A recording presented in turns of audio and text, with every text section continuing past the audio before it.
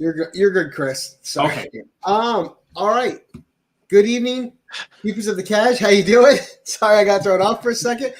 Welcome to another episode of the 1011. I got with me, of course, as I do every Tuesday, my wingman, Rob, Stax of Comics. Rob, how you doing this evening, Super sir? professional, Gary. Super professional. So, Rob, I am running on whispers of sleep, and I've been taking care of a sick kid for a couple of days. So you're lucky you got me in any capacity at all. Am I lucky, or is the audience lucky? I think. Well, is anyone ever really lucky to have me? I think that's the real question. But apparently, but I mean, our guest of the hour, a guy I've been waiting over a year to get him on the show, somebody you've seen throughout the community who's not only kind and gracious, but runs a great shop and has put the love out there. And you might have seen him sponsor a thing or two on Chris the Comic Vet's channel. We, of course, are talking about Chris from Retro Rocket Comics.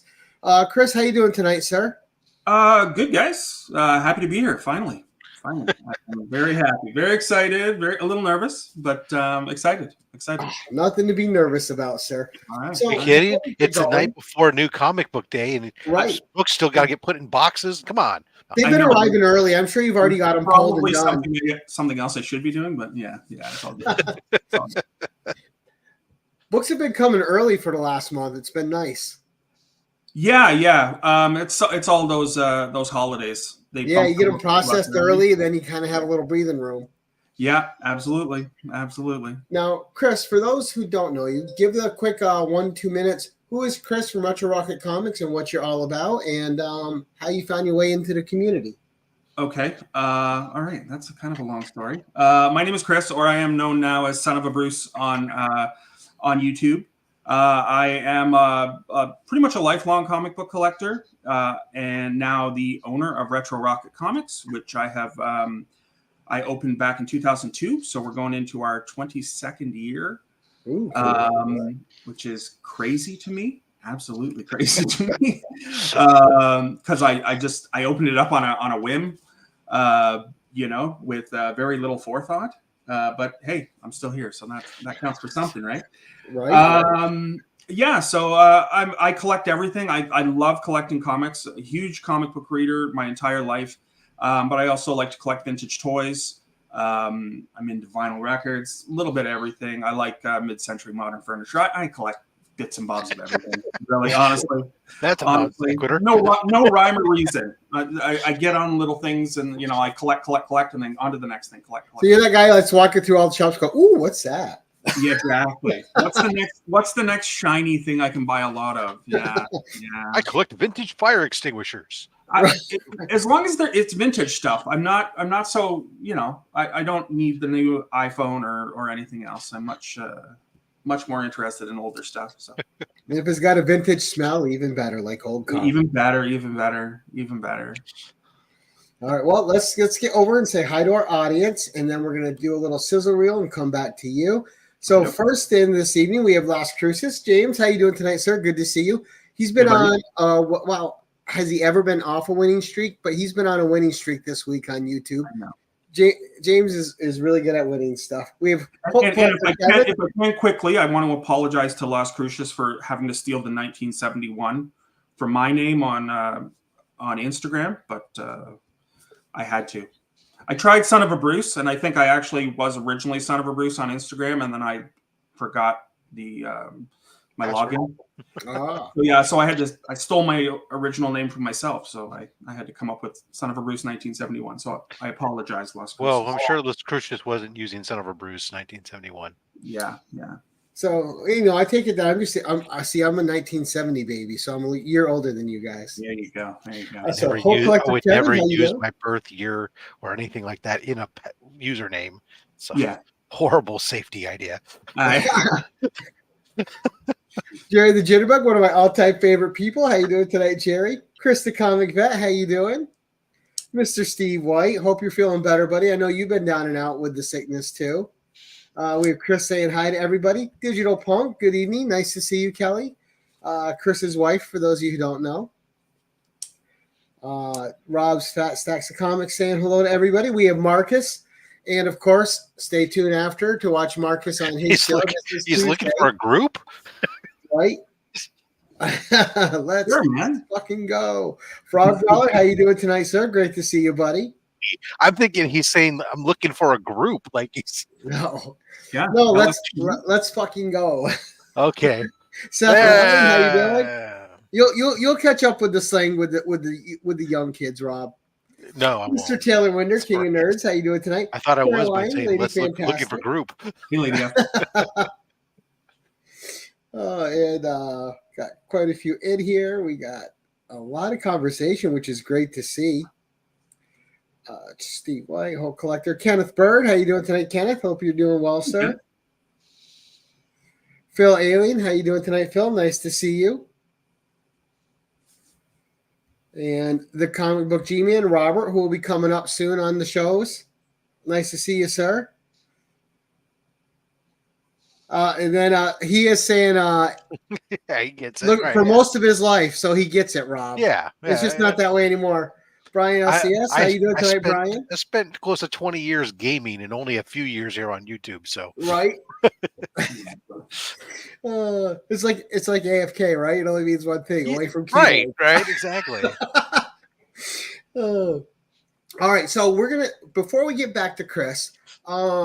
If you guys haven't checked it out on my channel yet, go check out #community Sizzle video to find out how you can participate. I started out with 3 community Sizzle reels to promote people in the community. And the idea behind this is people send me reels promoting themselves. It's their chance to shout themselves out in their own voices in the way that they want to be heard. And I'll play it at the end of a video. Or in this case, if it's a live show, I'll do it at the beginning so people can get their shout out there and get out their audience. Now, the guy we're shouting out tonight, that he's shouting out himself, he's got a contest coming up and a subscriber milestone. So you're going to want to go over there and subscribe to him for a chance to win some of the great prizes that he's going to be handing out. But we are going to go down here. And for one moment, bear with us. Here is tonight's #community Sizzle. Were you injured on the job? Do you have a structured settlement, but you need cash now? Were you recently abducted and probed by aliens?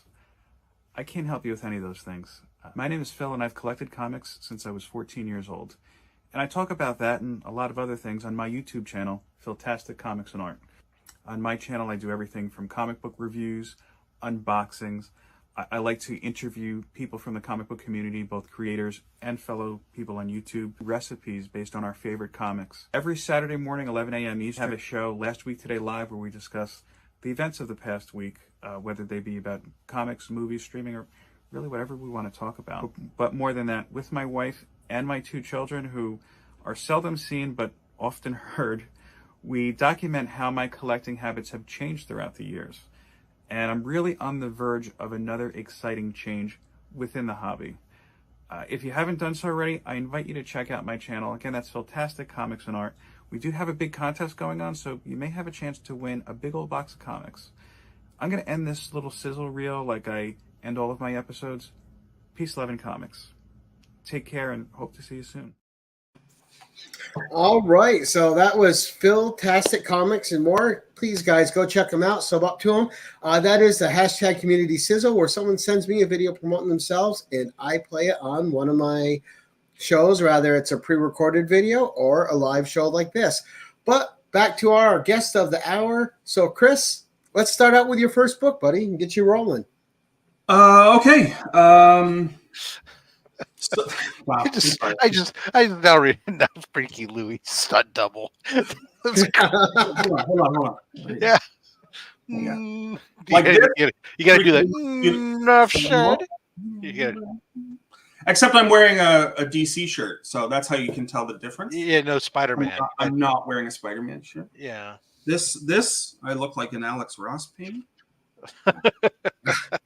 This Freaky Louie. All right, first book. Actually, a very, very new acquisition to my collection. This is one that I actually told Rob about probably 6 to 8 months ago that I was looking for. He wasn't able to track it down for me, but I found it, and that is The Mighty Hercules, '1. This is one of 2 comics that were printed based on the cartoon series from the 1960s. That is awesome. which is I loved this cartoon show so much. This and another show that I would get up at 6 o'clock in the morning, like every weekday to watch, was The Mighty Hercules and Rocket Robin Hood. I loved, and they never made a Rocket Robin Hood comic. I really wish they did. But it was the same kind of cheesy animation, right? Which actually fostered my love for not only comics but for animation. And I actually ended up going to school for animation in the early 90s for a couple of years before I washed out. But yeah, this was kind of what started me on it. Is I just loved this show. I have so many fond memories of it. And when I found out, like way later, that there was a comic book, I just had to track this down. So I'm really glad I found it. It's not a great copy. It presents nicely. But yeah, so that's my red. I like that. Nauman's right. He's got the little Superman curl. You just change his outfit. Look at what he looks like. If that's not a great, if this Hercules was not the basis for Superman the animated series, forget Clark Kent. I think Hercules is Superman. That's all. Yeah, like he's so. It's just all there. That is a great cover, and I love the snake on it too. Oh yeah, it's great, and it's got Newton and the two little centaurs on it. Yeah. So there you go. That's the first time I've ever seen that comic. Yeah, great book. Yeah. Great book. Other than there's only two. There's only two issues. And the yellow's looking tacked on it. Looks like it presents really well. It presents really well. The interior, there's some loose pages and stuff like that. I like how he's bigger than his boat. Some dumb kid read the thing. I mean, how dare they? Well, see, that's what I'm a big believer in reading comic books, and I like this because I can read it. It can't get any worse. It can't get any worse. So I can freely enjoy. Challenge accepted. I can freely enjoy reading this book, which is all I wanted. So I'm happy with that. Now, and that's a cartoon I've never seen in my whole life. I vaguely recall it, mostly for the centaur and pant. So if I may, if you see this behind me, this was given to me by Chris the Comic Vet for Christmas. And this is a print. It was a limited edition print put out by RetroOntario.com. And this is the Mighty Hercules. And this is his ring that he would hold up. And this is the little creed he would say before he got all of his power and then jumped down from Mount Olympus to help. So not only was he a model for Superman, he also gave the Wonder Twins the idea for their power ring. The power ring. Yeah, absolutely. DC was just stealing from Hercules all over the place. Man, I can't tell you how much I love this. He had three main villains. One was Daedalus, like an evil wizard, but the best one was the Mask, who was just a guy in a purple cloak, and he would put what looked like a trash bucket on his head, and then he would become invincible. And Hercules would spend the entirety of the cartoon trying to get the bucket off of his head. That's a fair cut. Yeah, and Brad is saying that his favorite Batman was the Mask. Yeah, the Mask. It's funny when someone that knows magic goes bad, they always go to the purple cloak, right? That's like Daedalus had a purple cloak. The Mask had a purple cloak. They were all like in cloaks, and then there was some evil witch woman. He didn't have too many villains. They just kind of rinsed and repeated them over and over and over again, but I didn't care. It was great. I love that. I love that show. So anyway, next up, two books that kind of tie my beginning into comics. I lived in a small town and in a duplex, and there was kind of a duplex next to us. And one day there was a knock on the door, and our next door neighbor, Terry, came over. And he asked my dad if the kids wanted some comic books. And my dad's like, yeah, okay. So he goes back into his house, and then he starts dragging across the driveway an old box that he had his washer, like the washing machine. Oh, no. And it was full of strip cover comics. This guy must have been collecting them for years. He'd go into the comic store or the convenience store, and he'd just get all the strip covers. And he had clearly read all of these. I mean, they were just a mishmash of genres. Predominantly, though, Westerns and war comics were this guy's jam.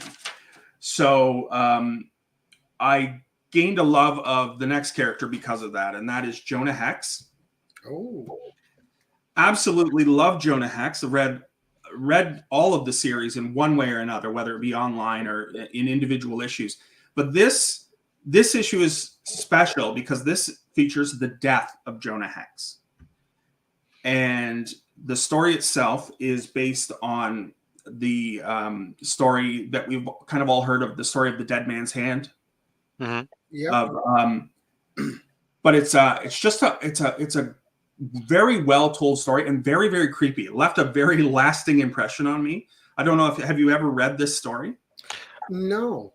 I've never read a Jonah Hex comic ever. Really? Yeah, oh no. I haven't even seen the movie.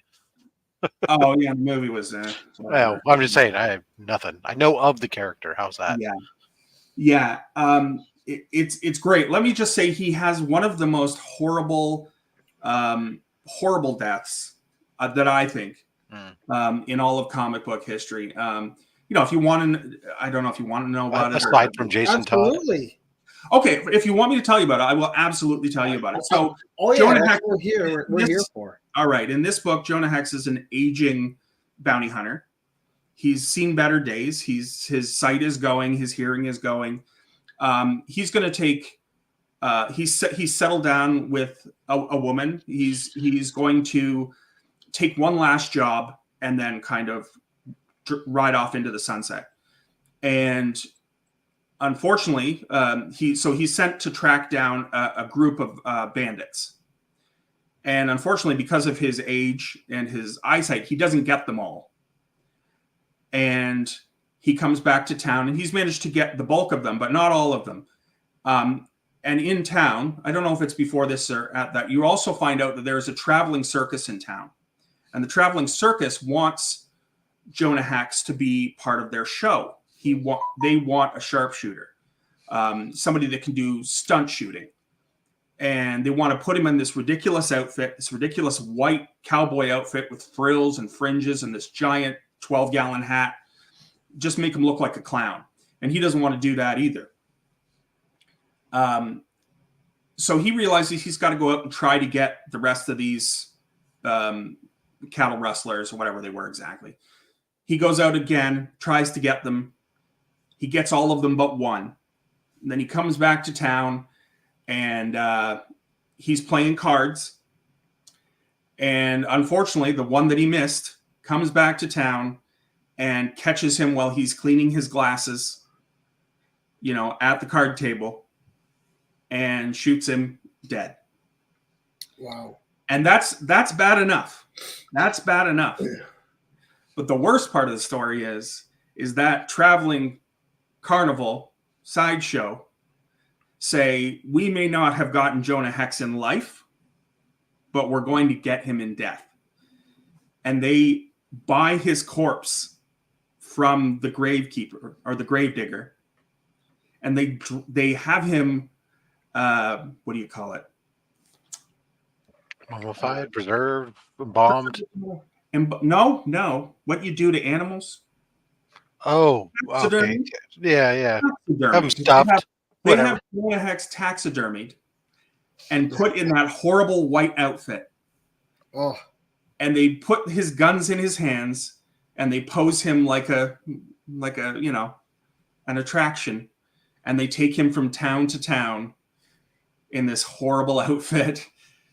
And that's how he fades off into the distance, his corpse being used as a sideshow attraction.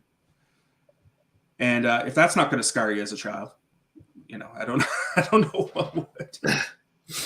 Wow. So yeah, it's kind of a very dark story. I'll say, how's he come back to life? Oh, he does not. He doesn't. That is the end of it. Actually, there was a book later on in the 80s called Hex, where Jonah Hex was pulled from his timeline and went to the future. Yeah, it was a ridiculous. Keith Giffen had some stuff to do it, but at the end of that series, he actually finds his corpse in some rubble in some old warehouse somewhere. He probably knows it's him, but he doesn't want to admit it, kind of thing. So it's kind of references. It's a weird time loopy kind of thing, but it's never been disavowed that this is exactly how he ends his days. I know, like that Christmas special was a weird one with him. Oh, I don't think I ever saw that one. Or like, you mean the comic? Yeah. Oh, okay. Where he's hunting a deer. It was an odd one, but it was good. It was a good story. Okay. Really? Yeah, It was an odd one. A Christmas story with freaking Jonah Hex. Of course, it would have been odd. Yeah. The next one I said I love westerns, but also war comics, and the weirder the war, the better. So, Weird War Tales. This is issue number 101, featuring GI Robot, Jake the GI Robot. I loved Weird War Tales, and I really, really loved Weird War Tales when it started to introduce the monsters and like the Creature Commandos. Loved the Creature Commandos I think those were in the late 80s, early 90s of the run. And then around issue 100, 101, we got introduced to Jake. And a lot of people might recognize this character as kind of the precursor to Junkyard Joe, which we see in Geiger. That's what Marcus is saying right here. Yeah, absolutely. This is Junkyard Joe 100%. There's no way they did not take Jake. Jake has appeared in various forms throughout the years. He has reappeared, I think, as recently as the New 52, or maybe even in Rebirth to some degree. I'm not sure when exactly it was, but it was well past this date, which was what do I have down here? July 1981. This book. I own one Weird War one, and it's the one with the barbarian in it. Well, of course. But yeah, I love this. He was in a couple, but I really, really, yeah. See, I mean, I'm all in on that cartoon just because I love the Creature Commandos. But man, Jake, always been one of my favorites. So that's number 3. Nice. That's a good one. Weird War Tales, they have some great covers too. Like the covers are just so spectacular. I love this cover. I love everything about it. I love the font. I love that if you actually look in the weird, you can see all the corpses and stuff. It's just body upon body upon body. Some issues it's easier to see than others. But I just love it. Now, how long did that series go for? Because when I first looked into it, I was going to get a couple. I'm like, oh, it's just too much to add to the collection. So it's well over 100 issues. I mean, this was near the end-ish of the run, but I want to say there was probably another 30 issues. Oh, wow. I'm not entirely sure. That's right. That's a respectable run for sure. Oh, yeah. It was much more a traditional war book to begin with. It was only later, much later, that it got into the supernatural aspects, or the more science fiction-y kind of aspects, I think. Okay, so next one is a little bit odd, but this book means the world to me. This is one of 2 books that my grandma, my Nana, my dad who is Bruce, that's why I'm son of a Bruce, my Nana gave me this book when I was a kid, and this is Daredevil, The Man Without Fear. This is a Marvel Illustrated book, and this reprints several books. I do believe it reprints Daredevil number. It's 3 or 4. It is the first Mr. Fear and the Enforcers, the Ox and the Eel, and then it also reprints issue number 8, which, after all these years, I actually have a copy of now, which is the first appearance of the Stilt. This is the first appearance of the Stilt Man, who I just have this affection for corny heroes and cornier villains. Right. I love Stiltman. He does. I mean, he's such a nerd in this book. He's a hardcore nerd. And like, he almost kills Daredevil by shooting oil down those legs and causing Daredevil to slide off of his legs almost to his death. Just the stupidest thing. He literally wets his pants to try and kill Daredevil. Oh. It's Frog Crawler's also saying first red costume for him. Yeah. He's asking. Well, I wouldn't have known that in here because this is all black and white. This is one of the books where they take the images and they just cut and paste them onto different pages. There's no. But those were so good. I love this book. This book is kind of the essential treatment before we had the essentials. Yeah, I have this one, and I have another one of Spider-Man, which I didn't bring tonight. that reprints 3 Marvel team-up books that are later on. So actually, Daredevil 7 was the first red costume. Oh, nice. Okay. But I love this, and the cool thing in this issue too, although Stiltman is awesome, the cool thing is this also features Daredevil's his secret lair. I don't know if anybody knew that. Is it the Devil Cave? It is his apartment, but there's an actual one of those kind of breakdowns where you can see the different levels. And you can see that he goes into his apartment, then he goes downstairs, and he's got a gymnasium that he works out in secretly and all this other kind of cool stuff. It also has one of those breakdowns of the inside of his cane. You can see that it has a radio receiver and all sorts of cool stuff in it. And I loved all that kind of stuff as a kid, all that extra little kind of behind the scenes stuff. Right. I just really dug that. And man, I've read this book so many times. I mean, it's just destroyed.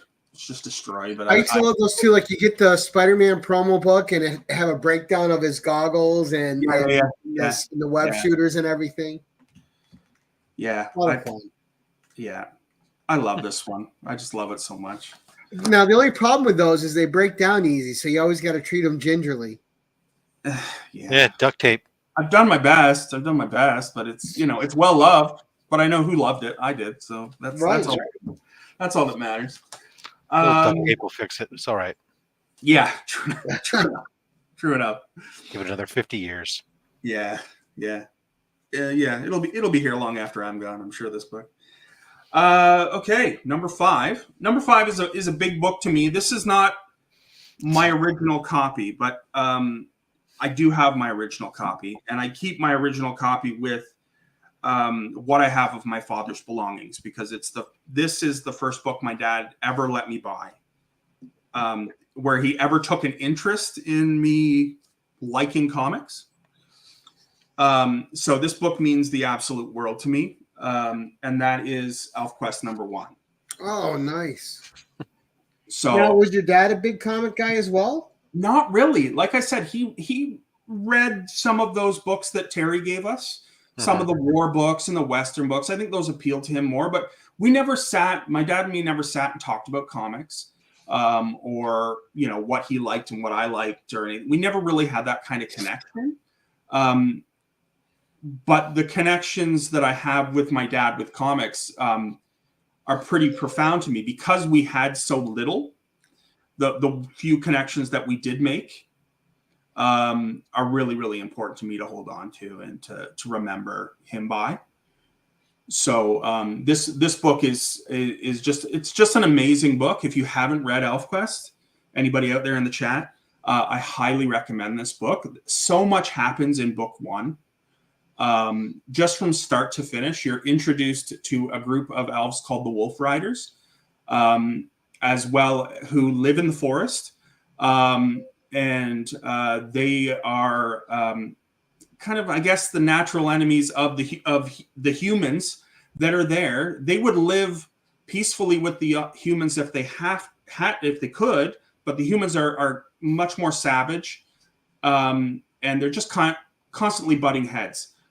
So in issue 1, we start off with one of the elves have been captured by the humans. The humans are going to sacrifice that elf. That elf gets saved. The humans retaliate by burning down the forest. The Wolf Riders and all the elves are forced to escape their home. And we're also introduced to the entire group of elves, just a massive amount of characters right off the hop. They are forced to flee, and they have to flee through the tunnels that are occupied by the trolls, who they have a begrudging relationship with, because they hunt meat for the trolls in exchange for metal and gems, stuff that they need themselves. The trolls do not want the elves in their tunnels, but they realize they're going to come in whether they want them to or not. So they spend the night there, and then the trolls end up tricking them and saying, "We know another place where you can go. There's another lush forest just down this little passageway here." And so they lead the elves on a merry journey down that path, and they get out into the blinding sun, and then they hear the rock fall behind them, blocking their way back into the trolls' caverns. Oh, they are lost in the desert. So we're introduced to them. Their home is burned to the ground. We're introduced to several different groups, and then they're just kind of left in the desert to possibly die. And that all happens. Yeah, it's. I had no idea it was so heavy thematically. Yeah. It's just a crazy book. Just so much happens, and even in this, which was reprinted by Marvel Comics under the Epic brand, it's just a wonderful book. It's all about, the later issues. I didn't realize when I read this as a kid that there are some strong themes, more mature themes that run throughout ElfQuest. But I was really taken by the adventure aspect, by the family aspect, about how the Wolf Riders treat each other, how they're always there for each other, how they'll defend each other to the death. That's what I fell in love with ElfQuest. And still remember to this day. So is it you said that this was the first book that you got? Is this that book that you got, or I have that a replacement? I have that book. Just another copy. And that book is with my dad's belongings that I have. Right. Okay. I keep it all kind of in a trunk. Yeah. But that's the one, but that's a hard to look at book for me right now. I love it, but I have to go into that trunk to get it. And got it. No. I was just curious that you'd managed to somehow keep this book that well. I wish I did. It's probably not in that bad a shape. Right. Even though I've read it a million times. But I wanted one in a one to show. One to show. Yeah. And I wish I could get a 9.8, but you know what? This just got announced as a possible animated series on Fox, like last week. Finally, we might have ElfQuest. So I'm super excited about this. So what I'm really excited about, and this is part 2 of number 5, is that I got this like a month and a half ago. And this is the very, very first appearance of ElfQuest. Right. This is Fantasy Quarterly number 1. This is reprinted in color.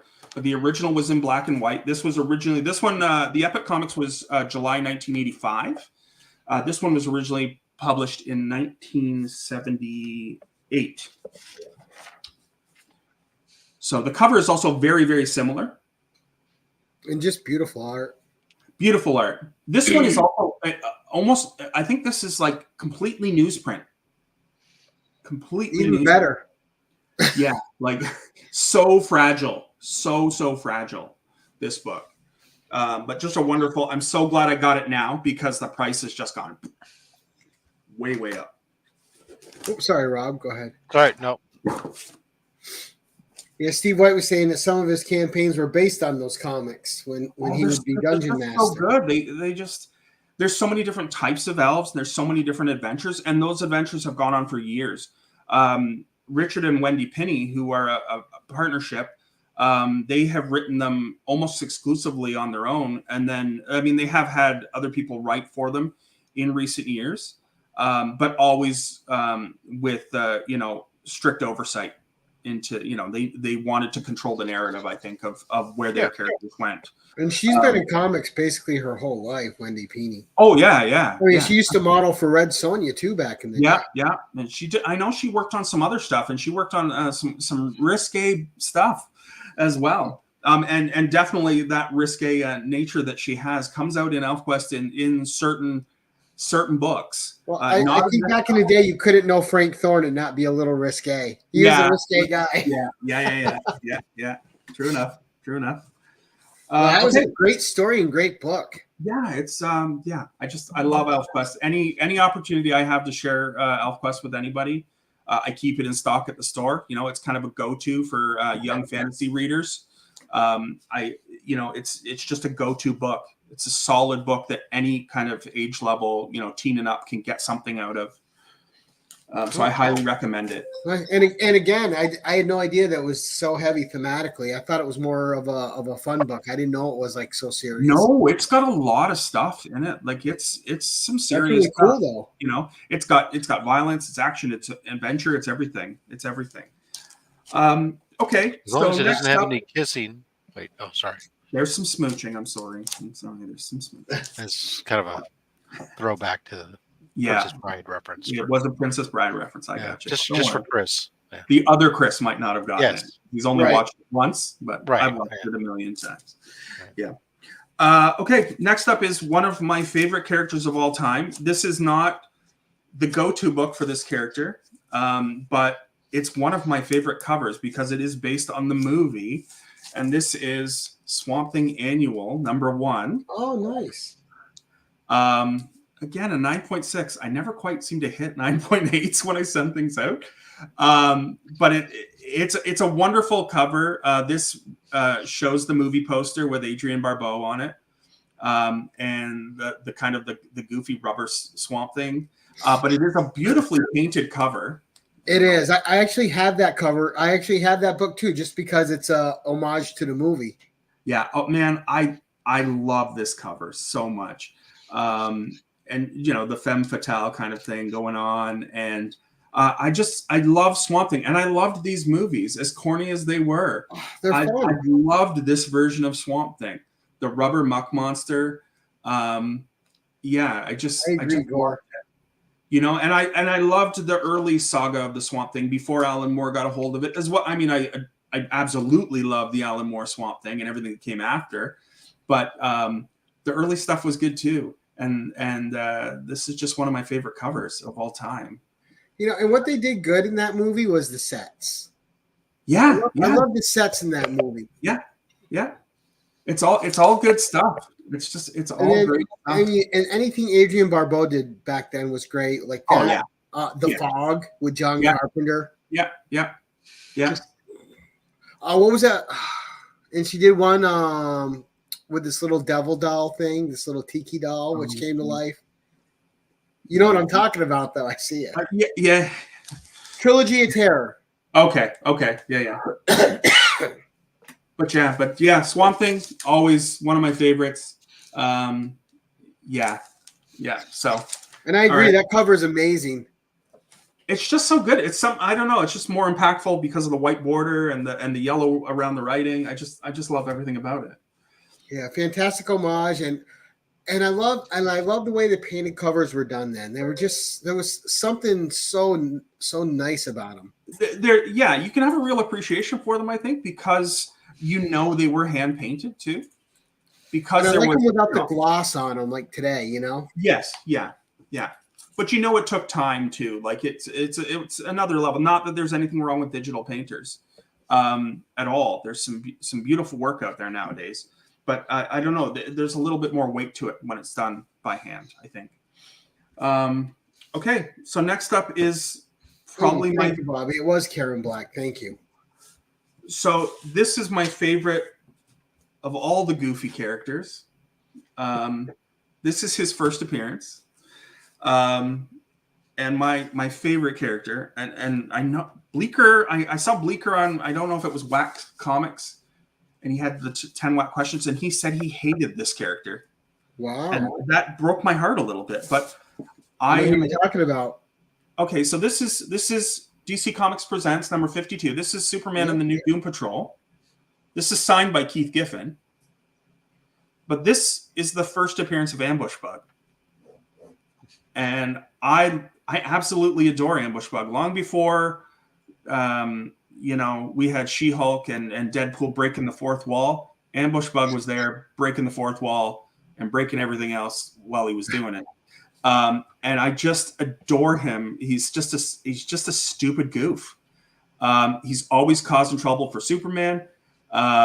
He started off as a villain, but he was very, very inept at it. So then he tried in later series of his own series, he tried to be a private detective. He tried to be a sidekick. He tried to be a million different things. He just never fits in anywhere. But I just love it. And so this is part one of this one. which is his first appearance, again, signed by Keith Giffen. I got to meet Keith Giffen several years ago. He's passed now, which that was a hard one for me this year, because I just loved him. I just loved his sense of humor. I loved everything that he did. Legion of Superheroes, Justice League, and Justice League International. I just thought he was a brilliant humorist. You know, not just a good comic writer and plotter and artist, but just a solid humorist. He really kind of took his own brain and poured it out onto the page, and just expected you to keep up with him. You know, he wasn't a panderer. You know, you either got it or you didn't. That's so great, though. And especially with later versions where Ambush Bug just got to be on his own. And that's part 2 of this one. And this is Son of Ambush Bug. You know, son of a Bruce, son of Ambush Bug. This is issue 1 of the 6-issue miniseries. Again, signed up there at the top by Keith Giffen. I just love this book. And I love that Ambush Bug wears street clothes over his superhero outfit or supervillain outfit. This is Erwin Schwab. That's his name. He never takes this costume off. I don't think we've ever seen Ambush Bug out of costume. It's just assumed that it's grafted to him and it just never comes off. Although I own the previous miniseries and kind of all of his appearances now, this one in particular I love because I actually own page 1 of this book, like the original art. Oh, nice. It hangs up in the store over the DC new release wall. I have a page of I have Son of Ambush Bug, page 1 of issue number 1, and I have a page from the Ambush Bug stocking stuffer, the Christmas special that came out the same year. So, which is fun. So yeah, so Ambush Bug. Didn't he, like, in the New 52, like, was a reporter or something? He was a reporter. He kept shouting 52, 52, and he kept trying to make reference, and nobody understood what he was talking about. Most recently, he was in the Suicide Squad. Okay. They got him because he's a teleporter. His suit originally, when when we first saw him, little bugs would come out of those antenna, little robot bugs, and he could teleport to wherever a bug was. Mm.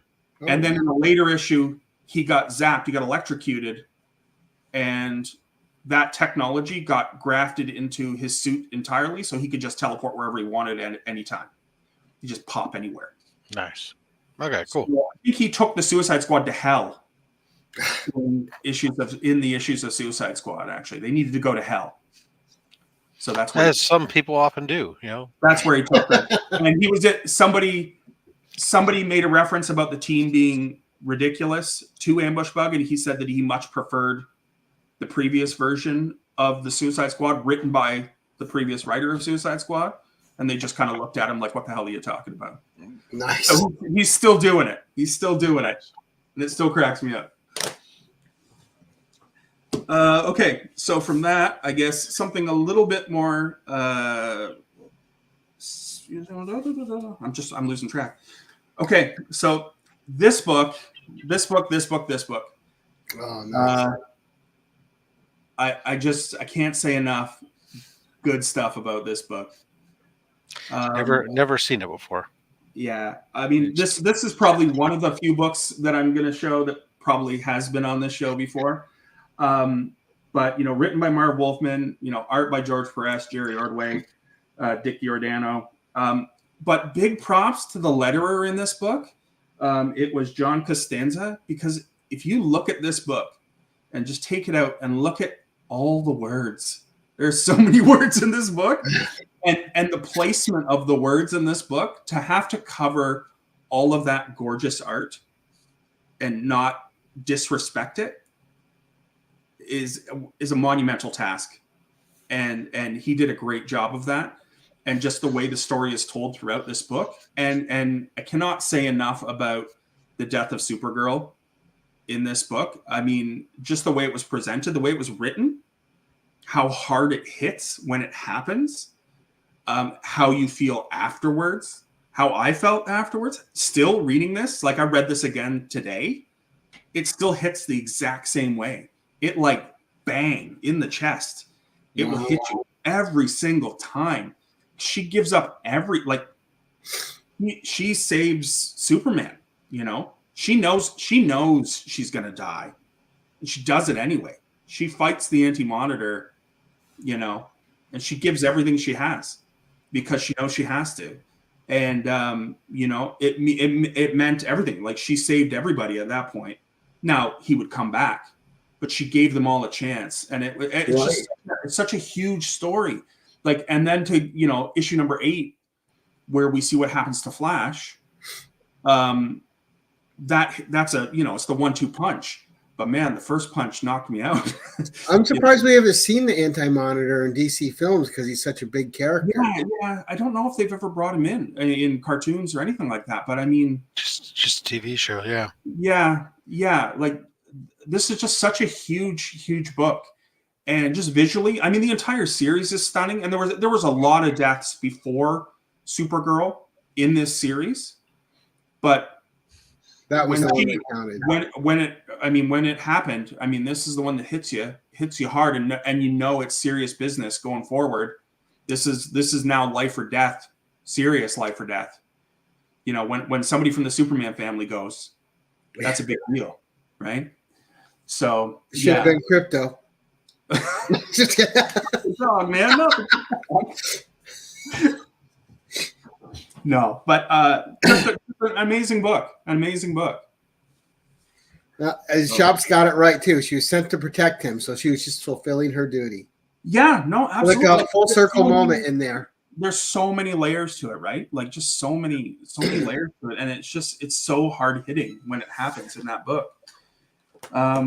Okay, so another book, another 2 books that hit me just as damn hard. And I remember reading these in the backseat of my parents' car on the way to a summer vacation. We're going to the beach, and I've got these 2 books, and they're sitting on my lap, and I'm reading them in the backseat. And I'm halfway through the second one, and we got there, and they're all piling out of the car, and they're going to go to the restaurant. Sit there and finish reading. They're going to the restaurant right before we all go swimming and stuff. And my mom is yelling at me to get the hell out of the car, and I'm like, I'm not going anywhere until I'm done. And that was these 2 books. Superman, Whatever Happened to the Man of Tomorrow. This is Superman issue 423, and its companion piece, the second part, which is Action Comics 583, the final issue of both of these runs, written by Alan Moore. And art by Kurt Swan and George Perez. I just recently read that for the first time because Anaconda Comics was telling me about it. Yeah. What did you think? Loved it. Amazing story. And such a juxtaposition of such a serious, grim story. Yeah, I say it's not a happy story. It's not a happy story. So much death. So much, like, horrible death in this. And impactful stuff. And it's done by Kurt Swan, you know, one of the more lighthearted, goody Superman guys, right? So you equate his artwork with a lighter, gentler, kinder universe of Superman, and so when you see what he does with Alan Moore, it just becomes much more impactful, I think, right? Like, it's such a good story, and anytime people ask me about Alan Moore, I have to remind them about this. And even the side characters and what's going on with them. Oh, like Jimmy Olsen, Lana Lang, Lois, right? Jimmy and Lana for sure. The horrible final his wife, Luthor and Brainiac. Yeah, Bizarro. His wife too. The way they're not getting along, and then they're coming together and realizing. And Bizarro kills himself because he realizes that the only way he can be a true opposite of Superman is that if Superman is alive, he has to be dead. It's horrible and sad and horrific. And it's just, as a kid, again, reading this, go, what am I? The way some of the heroes die in it too. Oh God, yeah. Frog Brawler was asking which issue it was again. 583. 583. This is part 2 and the final issue of Action Comics before it gets rebooted at number 1 for the first time. And then this is Superman 423, which is part 1. Yeah, 423. It's Alan Moore, DVH. It's Alan Moore. It is dark. It is a very dark Superman story, and you have to read it, man. You have to read it. It's so good. All right. Okay. Are you guys still with me? Yep. Oh, yeah. I'm here. By my count, this is number 10. This is number 10 right now. This is number 10. I'm right for once. Okay. So my other big my big team book, the team that I love above all other teams, is the Doom Patrol. Now, this is not the original Doom Patrol #1, nor is it a newer Doom Patrol #1. This is kind of the middle of the road Doom Patrol 1987, but this is when I was, a young teen. We've been giving away a couple copies of that one during the Saturday show. I loved this version. This was kind of the first Doom Patrol that I got to read from the get-go, from issue #1. Right, I had been introduced to them in that DC Comics Presents, but I loved this. I loved the fact that it was a wraparound cover, wonderful wraparound cover. They introduced it had the classic Doom Patrol. It had the new Doom Patrol in it, as well as this series introduced a couple of new characters. Yeah, I just love the Doom Patrol. I can't believe they made it into a TV show. I can't believe, furthermore, that it lasted 4 seasons. But I'm here for it. I'm happy as hell that they gave it their all. They tried their best at it.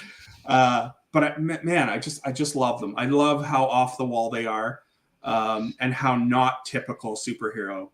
And it's such a good name. Doom Patrol. Yeah. Well, yeah, they're doomed from the beginning. It just screams comics, right? And I love the controversy. I love being able to poke at the X-Men fans and say, Doom Patrol, they came slightly before the X-Men. Guy in a wheelchair and a bunch of misunderstood freaks.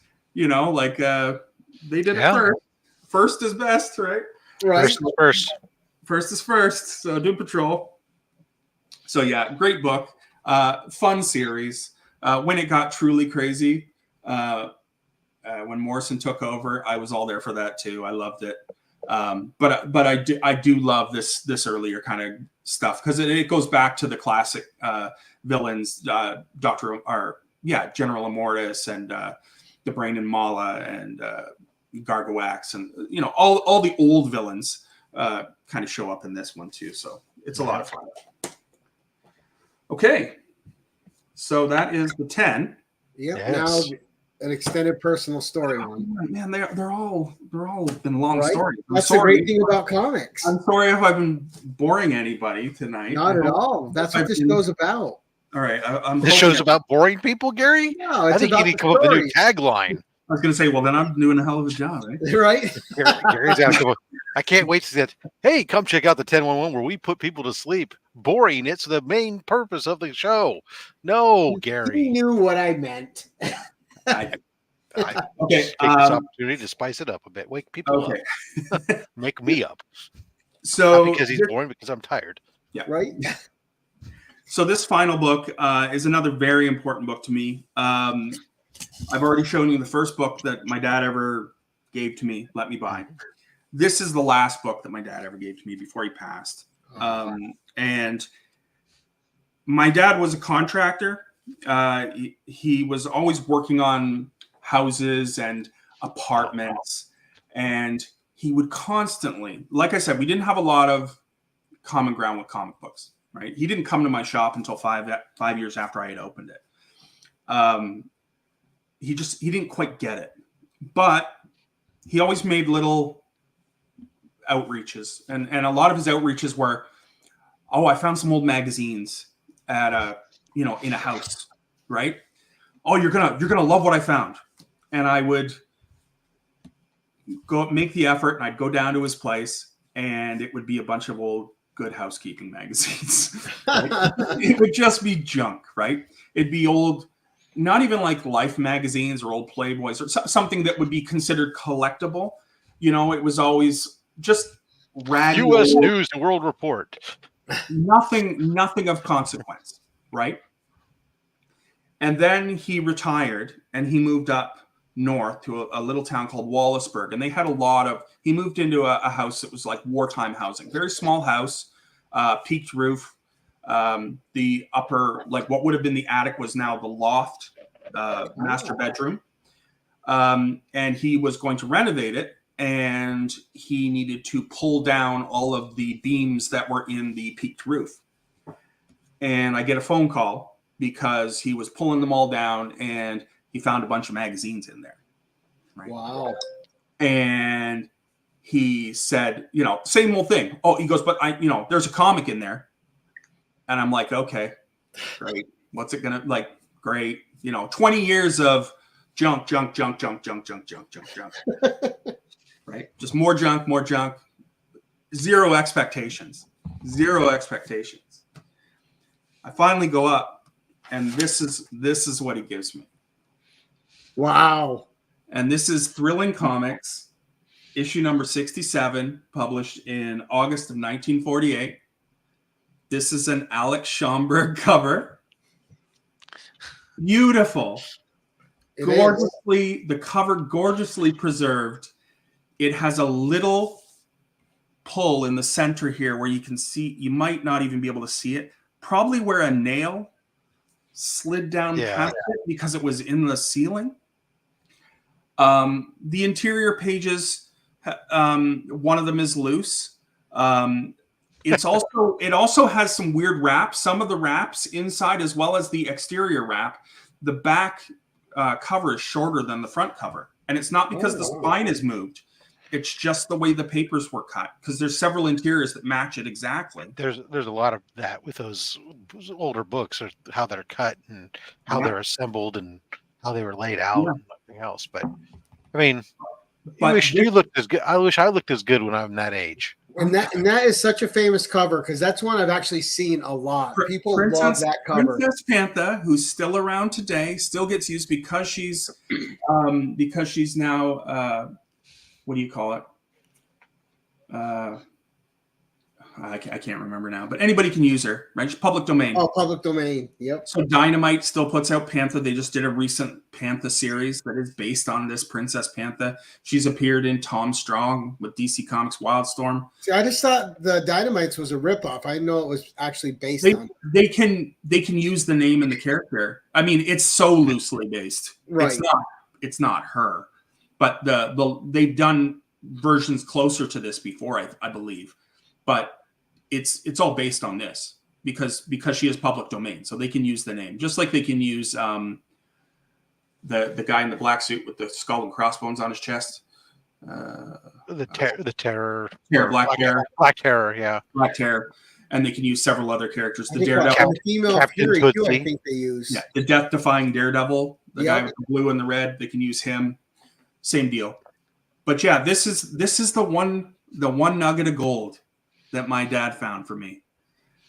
So again, can't get rid of it. I wouldn't get rid of it. Well, he was getting more gold because he got to spend time with you, so he was having a good time. Yeah, we didn't get to spend much time, but this one, he finally found me one, and the look on his face when I said that he had found something, right? Just amazing. Chris teased me with the head of the show. He sent me his picture of this book. Said, "Hey, I'm bringing this on there." At first he just sent the book without any explanation or anything. And I'm thinking that it's something that he had in the shop. And he was asking me if I was interested in it. And I was like, "Oh, goddamn!" And then then it goes, "Oh, wow, all right, well, so much for that." Yeah. I thought you were going to tell me it was for sale. Oh man, I felt so bad.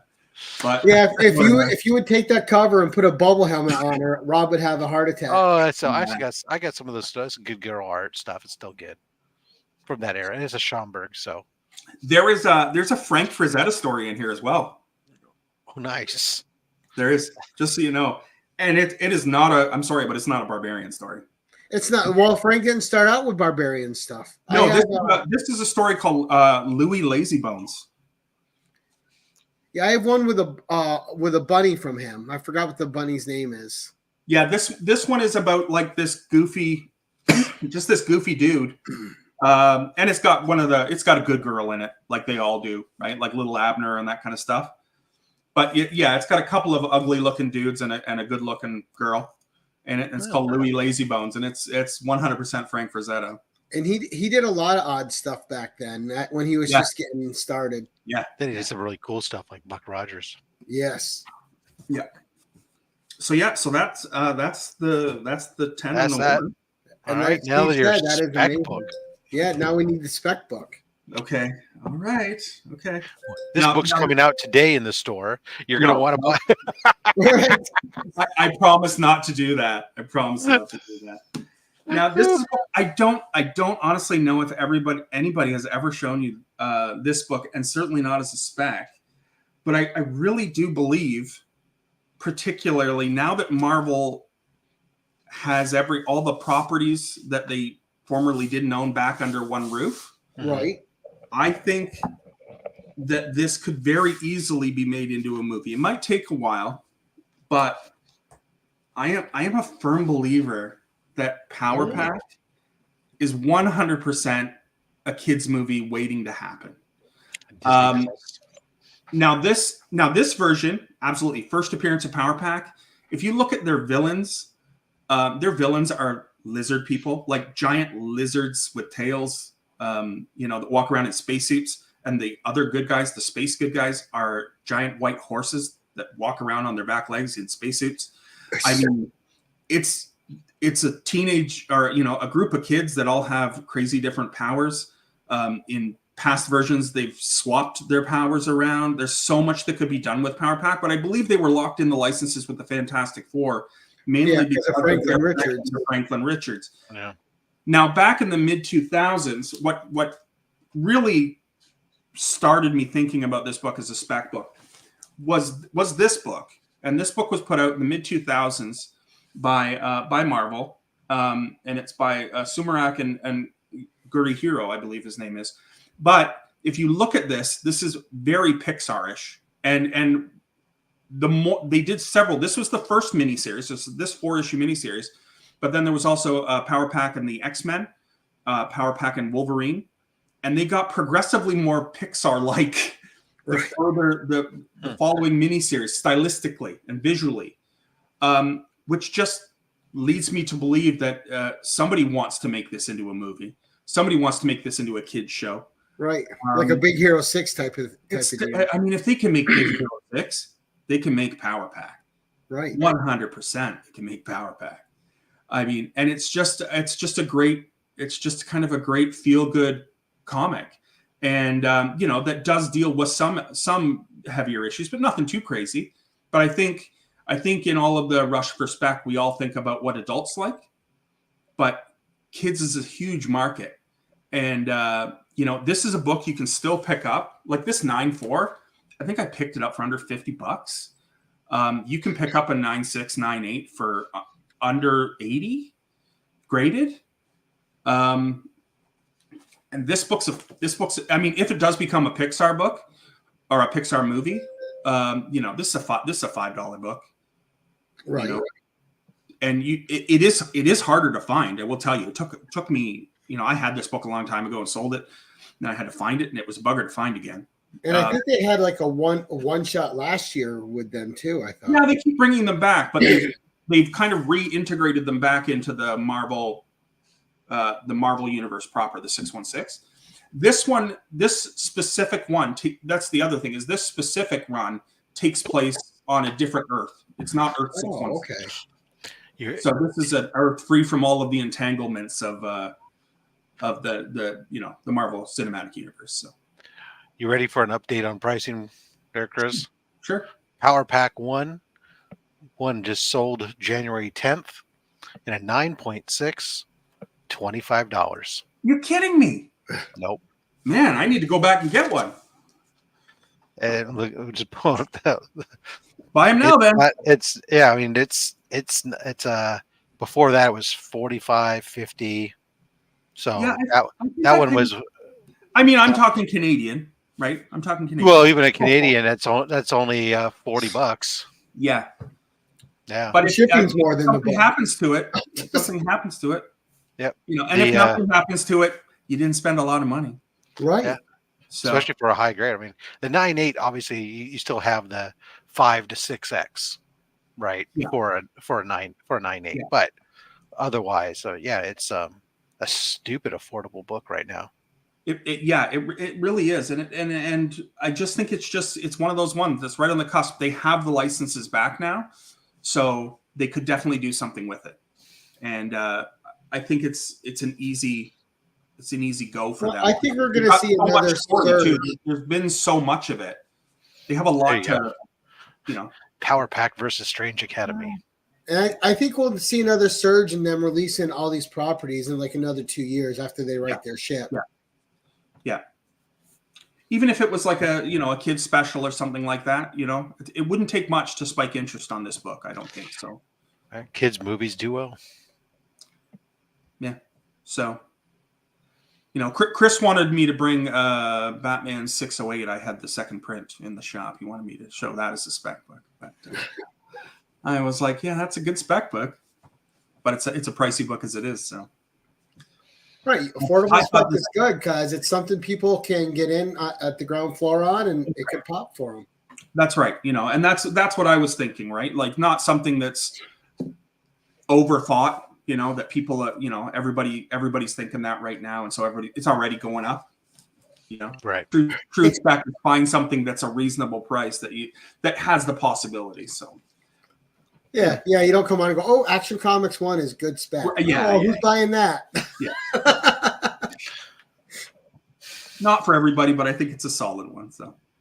That's right. It's about something personal. So that was awesome. Those are great books and even better stories, Chris. That was phenomenal, sir. Thanks. Thank you very much. Appreciate it. And thanks for reaching out and coming on the channel, man. I really appreciate it. That was so much fun. It was a lot of fun. I hope I didn't blather on too much. Once I get going, it's hard to stop. Did you get all the nervousness out of your system? Yeah, I think so. It doesn't take long. Once you this was that first book I told myself I was going to do this year was finally get on YouTube. It was one of the. You basically just talking to 3 people. That's all you have to forget about everybody else. Yeah, yeah. Like who you can see. Like it's a hangout. Just talk like you're talking to buddies. True enough. And don't worry, Rob and I can talk enough for anybody, so we got it covered if there's silence. The problem is sometimes when running retail, though, you talk to people all damn day. The last thing you want to do is talk to more people. So, yeah, but I enjoy it. That's part of my job, right? And it's part of the job I love is talking. Right, you get to talk. At least you get to talk about comics. Now, before we wrap up, though, I do have a question for you. Is Sure. As an owner of a comic shop, does it ever burn you out on comics because you spend so much time in the business of it and not the story part of it? It can. I'm not going to lie to you. Of course it can. When I first opened up, I spent a lot of time reading books. Like every book that came in the door, I'd read. I took it as a personal challenge and requirement to read every book that came in. Wow. so that if anybody came in and asked me what's good or what could you recommend? What about this book? Right? What about book? Yeah, there's no way you could do that today with like a couple hundred out a month. I did that when I first opened up, mainly because I had so much spare time on my hands. I was a new shop. I didn't really have an advertising budget. I just kind of opened my door and hoped for the best. Kind of. Right. So I had a lot of spare time on my hands. Thankfully, I don't have that level of spare time anymore. But yeah, part of it is I just can't do it anymore. It just can't. And I'm a lot more picky with what I read now, like I look at some stuff and I just have to say, no, I can't. Right. That, Well, and you gotta make your time count too. I mean, the time's a commodity. So if you're going to spend time reading, something you got to be getting something out of. If you're not reading, if you spend that much time reading, you're not going to be spending all the time in our YouTube channel. So, true enough. We've replaced his comic reading with listening to us talking heads. Oh, I love all you guys, honestly, and thank you so much for having me on, and thank you so much for embracing me in the comic community the way you guys have, and the way everybody has that's still watching. I really do appreciate it. It's been great seeing you come in. You're a natural fit. You guys always had a question for you. He wanted to know what your worst book that you've read recently is. Jeez, that dour old fool over there. It was that. What was it? It was that Savage Storm of something. Or it was an Image book. I think it was by Wes Craig. Oh, I think Tyler liked it.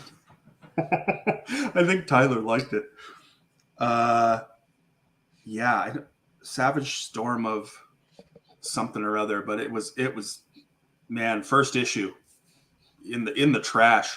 I couldn't recommend it to anybody. I think I know which one you're talking about. It had like the cover was decent, and then you open up like, nope. I'm like, I'm good. Just the whole thing rubbed me wrong. Did not like it at all. Did not, and I love indie books. I'll give any indie book a chance. I make a point of ordering quite a few, at least a dozen indie books out of the back three quarters of the Diamond catalog that I don't think anybody else has taken a chance on. Just to give them a chance and to give them space on my shelf and to give people an opportunity to try something new. Yeah, Rhinos does that too, which is nice, and you can find some stuff like that. Because everybody comes in and they gripe, they don't like the new, they don't like where Amazing Spider-Man's going, or they don't like this, or they don't like that, and it's like, well, boom, here you go. Well, and as a shop owner, the problem is, we want something different. You bring in something different, and what happens? They don't buy it. True enough, that happens.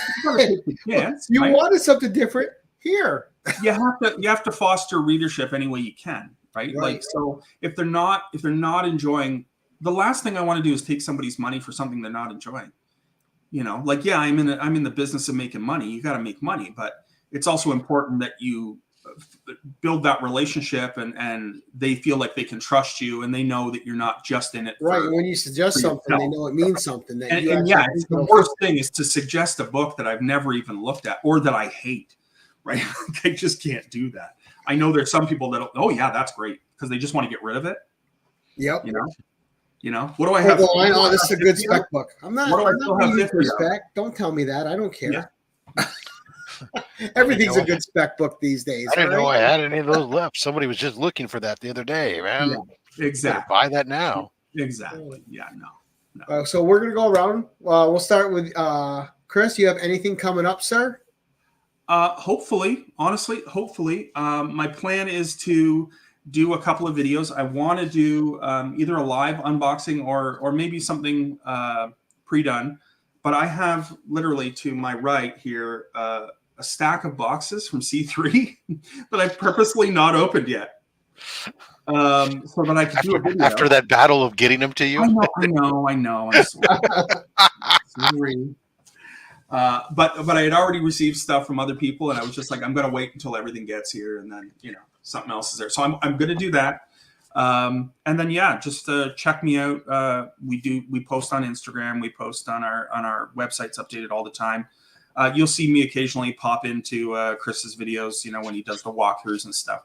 But maybe I'll show up on other people's chats now that I know the ins and outs, know where to set up my camera and stuff. Right. It's not as complicated as you would think when you're first doing it. Finding out how many people that they love me, I will come out more. Right. That's all it takes. I'm easily purchased. I'm easily bought. There you go. Aren't we all? Rob, what's coming up for you, buddy? Well, yesterday I did my massive Monday mail call, had a whole bunch of pretty cool shit, including an AOK from the son of Bruce himself, sent me the book I need. It's a facsimile, but god damn it, I freaking love it. Yeah. So I was able to pick that up, but you can see what else I picked up. Then on Thursday, I will be doing a J. Scott Campbell store mystery box. We'll see what we did on that. And then Saturday, of course, we have Only Slabs with somebody. Yeah. Why am I drawing? Oh, that guy? God damn it. No, I know who it is, but I picture it as God, why am I blanking? Because you're old. Well, that is true. Chuck Hensey. There you go. Big Chuck. Man, I am right. That's sorry, okay. Chuck. Anyway, Chuck should have some good stuff. Chuck. Yeah, Chuck's coming on. We'll have him on the show. I have a feeling of a few he might show on there.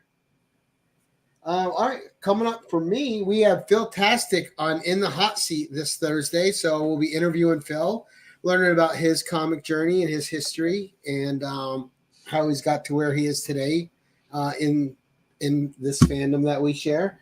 And then next week we have Carrie from Officially Unofficial Geek on the 10-1, her second 10-1-1 next Tuesday, and then on Thursday. Next Thursday we have Bobby De La Ghetto back for his second the 10-1-1. Nice. So we got a lot of great people coming up, and then we're going to wrap up the month with Phil Tastic again doing the 10-1-1. So we got Phil, Carrie, Bobby, and then Phil again for the 10-1-1 after his interview show this week. So when's my second one? Like next month? Or? Whenever you want to book tomorrow. it. What are you doing? Get ready then. I'm booked up into March, so Okay, no problem. When's In the Hot Seat coming back? Is that happening? Yep. In the hot seat is whenever I can get someone on that wants to sit down and be interviewed, and that I haven't interviewed. I've interviewed a lot of people now for the last 3 years.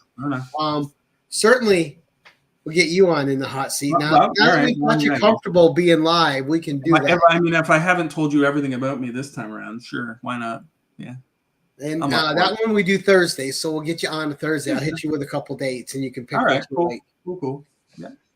Oh, thank you, Matt. But excellent books, Chris. Thank you for coming on. Thank you for sharing your stories. They were fantastic, and it was so much fun to actually talk to you in person. And I appreciate it. And get to learn a little bit more about you through your books.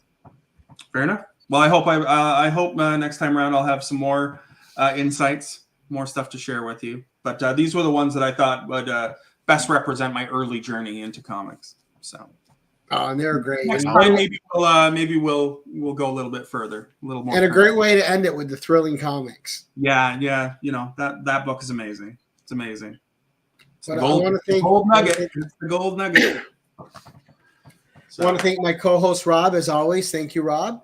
Thank you, Chris, and thank you to our chat who was absolutely spectacular tonight. Thank you guys for coming out to support. Please follow Chris.